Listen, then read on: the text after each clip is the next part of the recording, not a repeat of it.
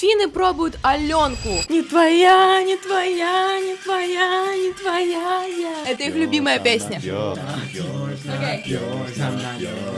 Meillä Suomessa on tää Fatserin suklaa. Tosi hyvä. We? There is no.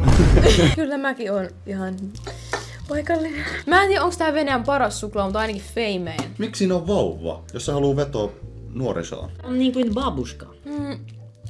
Syödään.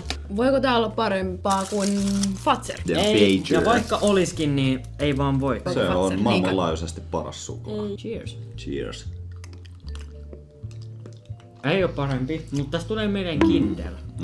On hyvin hyvä. Tää on mun mielestä parempaa kuin Fatser.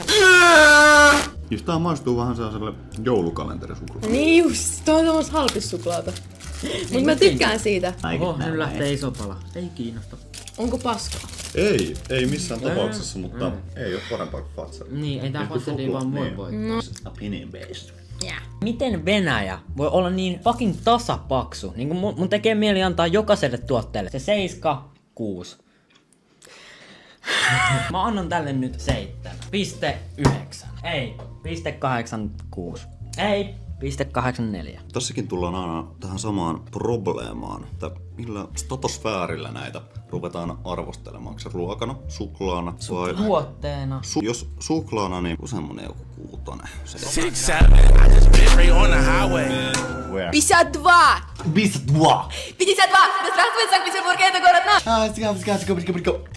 Суklaana 7, tuotteena vahva 9. Скажите, пожалуйста, в комментариях, чем их накормить русским, чтобы им точно понравилось, они достали. У них все, ой, я не знаю, ой, не знаю, ой, не знаю. Пишите.